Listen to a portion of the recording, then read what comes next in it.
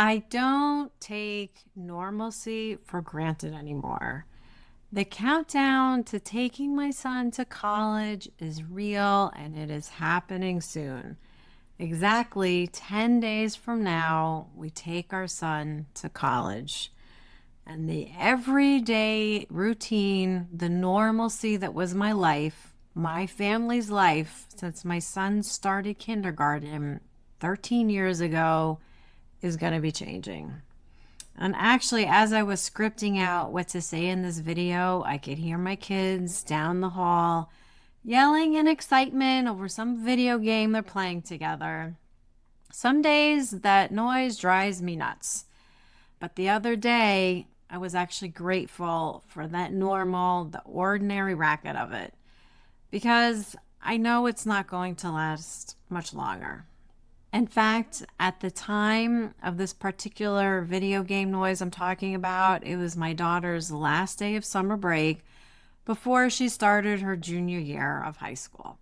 My kids are close, and not having the relationship to witness when they're not bickering is going to be something that, even besides my son's absence, that I will miss. That shift, noticing what I used to overlook, has been showing up in a lot of places lately. I've started calling this stretch of time something specific. In my book, I write about the time between transitions, that's after the life transition has ended and you're sort of waiting to figure out what's next. But this feels different. This is what I'm figuring out is called transitory time. The life transition hasn't happened yet. We haven't yet taken my son to college. And I know it's coming, but right now I'm just feeling suspended. Last time I talked about the hurry up and wait of it, wanting it to move faster while also not being ready. This time I want to talk about something else that also lives in the same stretch. What it actually looks like to move forward while still being in the grief at the same time. And for a few weeks now, to be honest, I was unconsciously telling myself I was waiting. Not quite the waiting I described in the last video. This other layer of waiting had more to do with avoiding allowing in the emotion to see what the house would actually feel like once he's gone. And because I was focused on that, I wasn't letting myself do what I needed to do now or think about what was next. And at first, when I realized this, I was like, oh, I'm just being patient. Like it was something I was proud of, something I was doing intentionally on purpose. But then I realized it wasn't exactly patience. I wasn't allowing myself to think about what was next. I was actually unconsciously protecting myself from grief and disappointment I hadn't yet felt. And I didn't want to think about what's next because next does not have my son in the house anymore. And so, what this patience actually looked like, I'll tell you. We still had our graduation decorations up around the house. This is months after the celebration. He graduated in May, and this is August. Yikes, right? And my daughter had also decorated the car, graduated 2026. He did it. Yay. All the things written on the car. And just like the house decorations, the car stayed decorated. And those graduation cards I mentioned in the last video, yep, they continued to go unsent. And without even realizing it, some part of me believed if things still looked the same around me, maybe they were still the same and could continue to stay the same. And then as time has gotten closer and realizing I was kind of having some internal dissonance about all this, something was feeling off.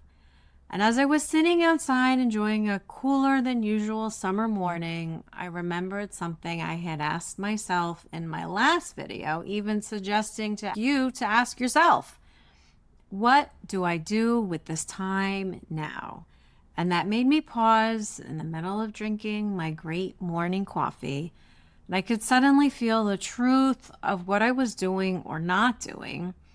That avoiding thinking about what was next wasn't helping me get through this transitory time or preparing me for this life transition that is right ahead of me. And with that awareness, after taking a few deep breaths and wiping away a few tears. Felt like it gave me permission to actually start moving here in this moment.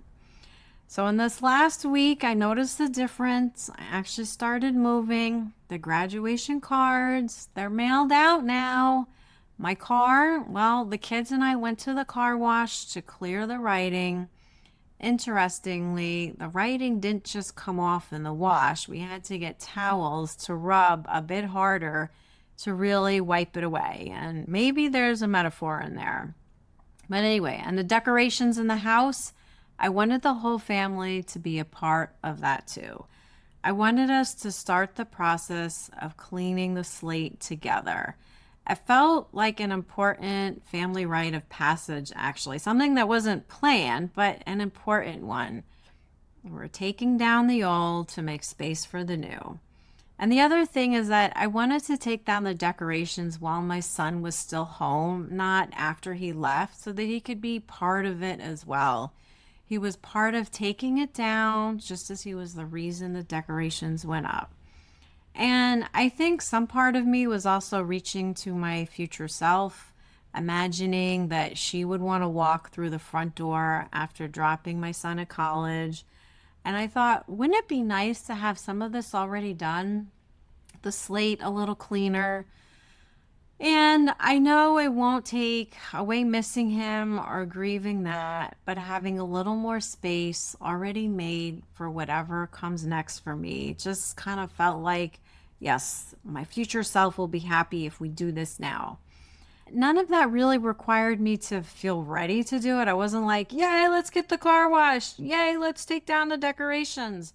It just required me to stop protecting myself from the grief that I know is coming and just being in the grief right now. Now, moving forward didn't mean that the grief got packed up and left as well. But what I've learned in all my life transitions is that how you leave the last one affects how you embrace the next one. And so instead of avoiding what is to come, I'm doing intentionally in this transitory time what it is I need to do now for my future self. And it's not easy, but it feels right. I was thankful for this inner work I had done because, wouldn't you know, something unexpected came up just a few days later. Somehow we had just realized that my daughter's back to school date moved up 2 days earlier than we expected. Suddenly, the timeline felt like it sped up on the whole family. My kids were disappointed to not have those extra summer days together.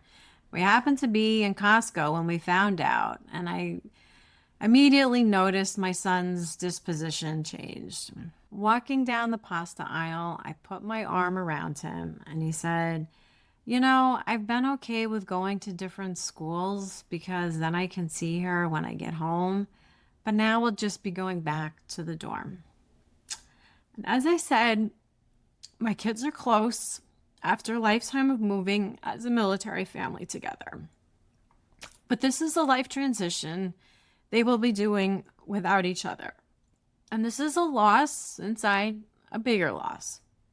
And I also told my husband something the other day. I was like, just so you know, if it seems like I'm going along with all this, know that this is really hard for me. There are moments you see my emotion, but there are a lot more that you don't. So if you're in your own version of this transitory time right now, here's one small thing that might help. Before you go through your own version in your head of drop off and whatever that looks like for you, take a few minutes and jot down what actually matters today, but also what will matter when you return from dropping your kid at college. You don't need the full picture, but if you're able, try and think about what you want on the other side of this transitory time as you start your new life transition. You don't need to know what life looks like exactly on the other side. You just need a few honest words on a page to come back to. So when you walk through your front door, you have something of your own waiting for you too. And it's a lot, honestly, I know, holding space for moving forward and for grief and for staying close to my kids all at the same time. But at least I'm not stuck in that avoidance and not doing anything and just sort of letting time go without really participating. That part I've let go of. And I'm learning the difference between real waiting and quietly protecting myself from feelings I haven't even had yet. I'm protecting myself from feelings I'm having right now. Not perfectly, and some moments are better than others, but now the car is clean, the house feels less cluttered from decorations, and the cards are mailed. And we even opened up some suitcases and threw in the items we got at Costco. And I even jotted down a few things that my future self will be happy about too. If you want help figuring out actually what matters to you, I made a video on core values. It's linked over here. And my book, Your Life Transition Toolkit, comes out September 15th. Honestly, the timing feels right, not just for you, but for me too. I wrote a whole book about weathering life transitions, and here I am living in one in real time. Join the wait list if you want to know how to get your copy when it comes out. claramay.com/book. And in the meantime, hugs, hugs, hugs. Take care.